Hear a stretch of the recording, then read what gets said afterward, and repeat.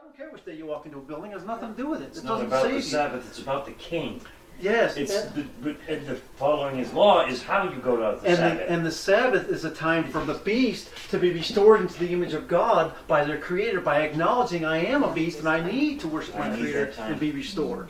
Yes. So the Sabbath becomes a sign of the power of the true King to take that which is dead and give it life, to take that which is twisted and deformed into the image of a beast, to be restored into the image of God. The Sabbath is a sign of creation. It's not a day. It does deal with the day I go into a building, but that's not the essence of it. And that, by the way, that day that I go into the building doesn't become the issue until the beast pushes that issue. Never been an issue, right? So you go out to the world, and tell them, don't go to church on Sunday. That's the mark of the beast. They look at you like you lost your mind. What are you talking about? Really? Done it. Right?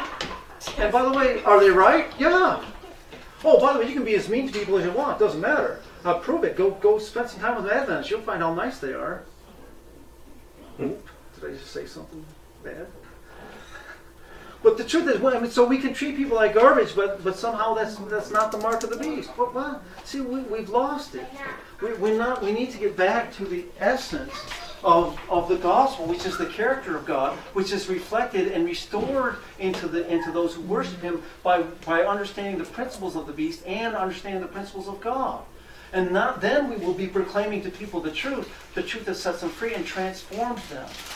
And I know I picked on Adventists there, but you know any church group is the same, can be the same way, right? Religious people are some of the hardest people to deal with because they're so stuck and narrow in their thinking and boneheaded with their idea of what's right that it's okay for me to run over Nancy as long as I'm standing up for what's right. Well, wait a second, what happened about loving your neighbor or loving your enemy? Well, yeah, but I'm right, she's wrong, so that gives me the right to bulldoze her over. Well, these are the things that have delayed the process of our growth and distorted our thinking. So anyways, I don't know if that helps make sense about kingdom stuff. The matter here is how I started, is that we need to be examining ourselves to make sure that there's no part of me that is under the principles, under the beast principle. That I'm supposed to be examining myself in the light that comes from Christ to make sure that I am surrendering my life to God so He's restoring His image and His likeness in me. And then I can be a true reflector of the one who's on the throne, which is the true King, and invite others to come out of the darkness into the kingdom of His light. If I in any way function like a beast, I cannot be an honest messenger of what the King is like, nor can I help set people free, because I'm a slave myself. So if I'm not being free, I can't explain freedom to somebody else. It's just words that has no meaning. But once you experience the truth that sets you free, then you can explain and you can help. Because once the log is taken out of your eye, now you can help take the splinter out of somebody else's eye. That's the analogy I keep using. And Jesus was very clear there. If I have a log in my eye, I can't see clearly to help anybody else. So the gospel needs to start at home with me. And with my home, with my people, my loved ones around. Loving the people in your family are the hardest thing to do because you have the most to lose. Loving a stranger on the street is easy. I got nothing to lose. If I walk up to a stranger and I try to be nice to them, they say, "Get out of my face, you jerk." Well, okay, whatever. I walk away. Has it changed my life? Well, no, I'm hurt for a little bit, but whatever. I risked nothing. I lost nothing. But if I go up to my wife and she says, "Get away from me, jerk! You leave me alone." Excuse me. Am I taking a risk? Oh yeah. So loving people that are close to me is a huge risk. And then when I reach out to them, if I can love my own family, I can love anybody. But if I don't love my own family, I don't love anybody.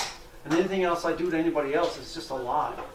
This is why when Jesus was with His 12 disciples and He began to teach them, the first place He sends them is back to their hometown. Because no prophet is respected in his hometown. And He knows they're going to get treated like trash. And if they get treated like trash and love people anyway, then they'll begin to learn the principles of the kingdom. So the gospel begins at home. That's why when Jesus, when He came, He went to Jerusalem. And He didn't minister to other countries. He ministered to the Jews. And the gospel goes to Jerusalem and Judea, then Samaria, then to the othermost parts. So the gospel begins at home. And so that's where God calls us to start implementing the principles of the gospel, is at home.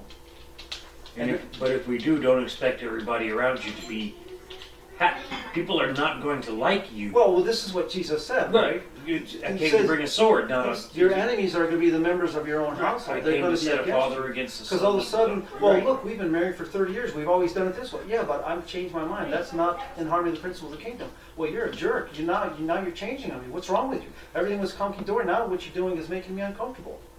Well, yeah, but it's not all comfort. It's about truth. Now the war begins, right? Because, well, you have no right to do that. Why? Because that affects me. I mean, how many marriages, right? There's a reason why it's Herod and Herodias. If you read the story of Moses, it's very interesting. I know I'm meddling now, I know, but anyway. If you read the story of Moses, it's very interesting, right? Moses is supposed to go back to set the people free from Egypt, right? So he goes to the burning bush, he gets all this instruction. On the way to Egypt, what happens? God tries to kill him. God tries to kill him. Why? He hasn't circumcised He hasn't circumcised his son. Why didn't he circumcise his son? Zipporah. Because his wife said no. So here's Moses going to go back to Pharaoh, and if Pharaoh doesn't listen to God, or the children of Israel don't listen to God, they're going to receive the plagues and die. But is Moses listening to God? No. Who's he listening to? His wife.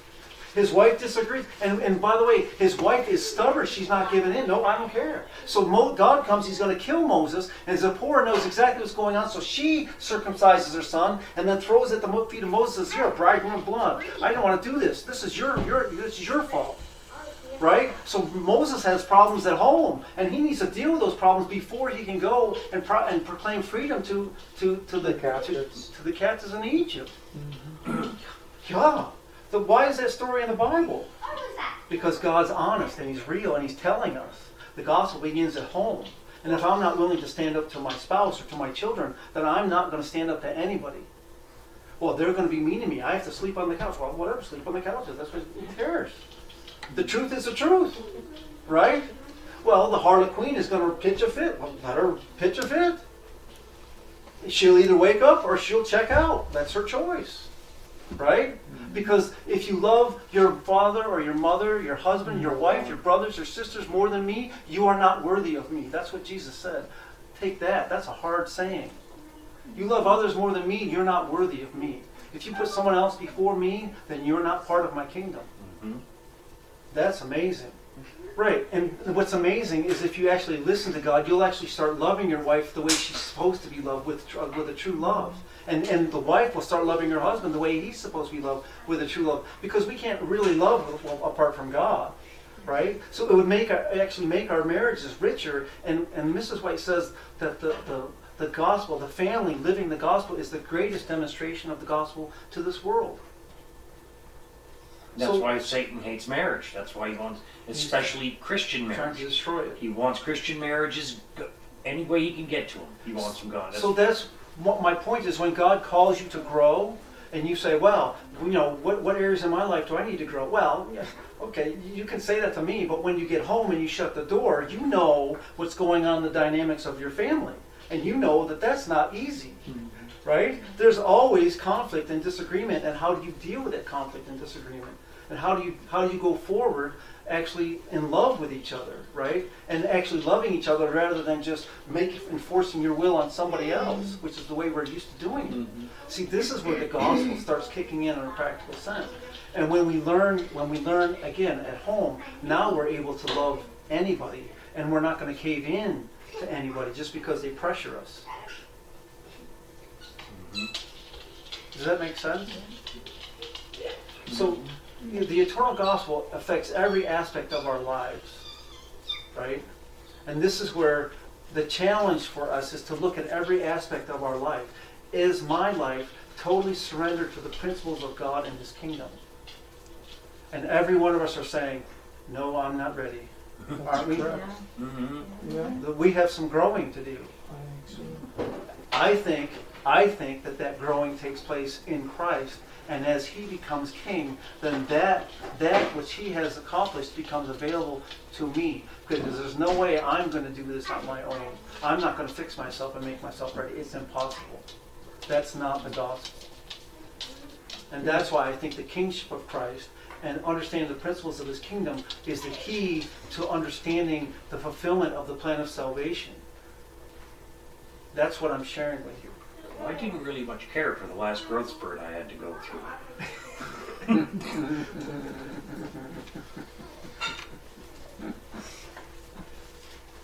It reminds me of Jeremiah 45. And I'll end with this and then I'll be done. But in Jeremiah 45, God has a message to Jeremiah to give to Baruch. And Baruch was Jeremiah's scribe, right? And Baruch has this idea that if he stands for what's right, everything will work out the way it's supposed to work out. And God has this message for Jeremiah that is short but it's profound. So if you go to Jeremiah 45, Wow. it's just a I 5 guess it's short short. chapter, yeah. Which is real different in Jeremiah, because Jeremiah usually goes on and on, right? So it's chapter 45, yeah. So it says, the word that Jeremiah the prophet spake unto Baruch, the son of Neriah, when he had written these words in a book at the mouth of Jeremiah. I'm sorry, Sue. I'm sorry, I didn't wait for you, Sharon. Almost called you Sue, I'm sorry. That's okay. So we're in Jeremiah 45. So he says, when he had written these words in a book at the mouth of Jeremiah in the 4th year of Jehoiakim, the son of Josiah, king of Judah, saying, so we got the king in the year of his reign down, so now we can go on. He says, thus saith the Lord, the God of Israel, unto thee, Baruch, thou didst say, woe is me, for the Lord added grief to my sorrow. I fainted in my sighing, and I find no rest. Thus shalt thou say unto him, thus saith the Lord, behold, that which I have built, I will break down, and that which I have planted, I will pluck up, even this whole land. And seekest thou great things for thyself? Seek them not. For behold, I will bring evil upon all flesh, says the Lord, but thy life will I give unto thee for a prey in all places whither thou goest. So God is telling Baruch, I'm going to bring destruction on this whole world. This whole earth is going to fall apart and burn and be destroyed. And you're expecting great things for yourself? Do not expect them. I will give you your life wherever you go. But there's going to be some hell you've got to go through first. Mm-hmm. By the way, when is he going to receive the benefit of life? The resurrection. The eternal kingdom, right? Because Jeremiah is a prophet of destruction. And I'm sorry, but you when you become a messenger of the kingdom, you think that you're telling people wonderful news. Jesus loves them, and if they accept Jesus, they can go home. Except when Jesus comes, if they don't accept him, what's going to happen to them? They're going to die. Well, if we're going to be John, the Elijah messenger, his winnowing fork is in his hand. The axe is at the root. Right. I mean, it's you brood of vipers. Who told you to flee the coming destruction? So the point it's is not. It's not good. Right. So the point is, this planet and everything in it, and the societies in this world and the cities in this world, what's going to happen to them? What's going to happen during the plagues? What's going to happen? Everything's going to, if then it's going to be destroyed. It's going to fall apart. It's going to, everything that God has planted and men have built up is going to be torn down. Right? This world is going to, when Jesus comes, this world is going to be in a nasty condition. And so God is warning us ahead of time. Look, stop seeking great. Stop expecting it to feel good. It's not going to feel good. That's not the criteria, right? I promise you, I will give you life wherever you go. But that does not mean this process is going to feel good. And if we can deal with that expectation in our thinking, it saves us from a lot of disappointment. And it saves us from a lot of investing time and energy into something that's not going to benefit us. Does that make sense? The principle that we say is it's sweet in the mouth, but it's bitter in the stomach. That it's neat information, it makes sense, but when I apply it, it's very hard. bitter to my life. But it's uncomfortable. And does God understand that? Yeah. Yes. I mean, Jesus understands. That's why he comes.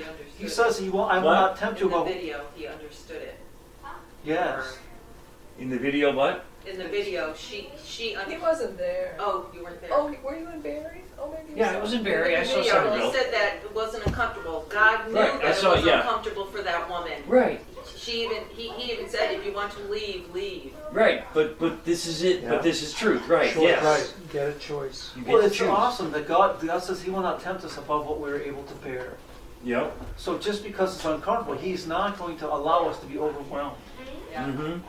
So the point is, whatever is happening, God knows what's happening, and he's giving you the strength to go through the trial. And you think of Job's experience. He lost all his children. He lost everything. Right? His wife condemned him. He lost his health. He was not, yeah, but he was not tempted by what he was able to bear. That God strengthened him. Now it doesn't mean it wasn't painful and it didn't hurt. But the point is that God will bear you up. He'll give you the strength that you need. That's the promise. And he knows how it feels. He understands the process. Mm-hmm. I mean, he went through it in Gethsemane. Right? Yep. I mean, he went through his whole life. Gethsemane is really the apex of that and the cross. So he knows what he's doing. So I'm sorry, I don't try to make the message sound so negative. I just try to be real with people. But it's positive. Right, Yes. it's reality. But it's positive in the end It's, if you're willing to accept the gospel and die to self. If you're Right. willing to. that's right. It's, And that's what it talks about Jesus. For the joy that was before him, he he endured endured the cross, despised the shame, and he sat down at the right hand of the Father. So he got through the hell by focusing on the purpose. Mm-hmm. This is for a purpose. And he found joy in his crucifixion. Because he knew the end result would be life for others. That is amazing. Service, the love of God, the heart of God. And that's what's supposed to give us joy. Mrs. Way has this crazy statement that in the end we're supposed to draw light from darkness and warmth from people's coldness. And this idea of when we meet this negative, it's supposed to translate in our minds to a positive. It's like, well, wow. And at first you think, well, man, that means someone's playing games with reality in their head. It's like, no, they're actually seeing things the way they really are. This is why Stephen could praise God and forgive those people who were being so mean to him. And the love that flows out of Stephen actually converts Saul to become Paul, to become the greatest teacher the New Testament has ever seen. And this is the same thing that's going to be repeated in our day. When they come to kill John, and John is loving people in spite of the fact that they're killing them, many of those people are going to be converted and become the Pauls to proclaim the gospel to the rest of the world, while John's waiting for the Christ to come dead, waiting for the rightness of God to come. And we don't know who that person is. Has everyone here seen Tortured for Christ, the movie? I forgot your book. I had it right on my shelf.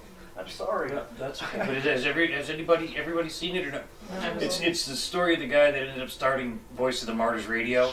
He's a Romanian pastor, and he's being persecuted. He's thrown in prison when everything changed, and and it's the church went along with them initially when everything happened because they had a deal. Anyway, this was after World War II, and he keeps getting beaten for praying. And finally, one of the times, one of his persecutors comes in and opens the little door to the cell, and there he's praying again. And he opens up, he starts screaming at him, "What is wrong with you? Why do you want another beating? Why do I have to beat you? What could possibly be so important that you could pray for that, it's worth another beating?" And the guy says, "I'm praying for you." And the guy who beats him is just like, and it's based on the actual story of, "I'm praying for you." And the guy he couldn't shut the door, close the thing up, walked away. He didn't know what to do. He was because he was being loved Right. as he's beating the man for his faith. That's right. Yeah, and by the way, that's supposed to be normalcy, right? But it's it's a powerful that, and there's another scene that was just horrible to watch, but it was just they're trying to extract information from another guy, and they capture his son, they bring him in, and they're beating his son in front of him. He's about to give in, and the son says, "No, it's my honor to die for Christ.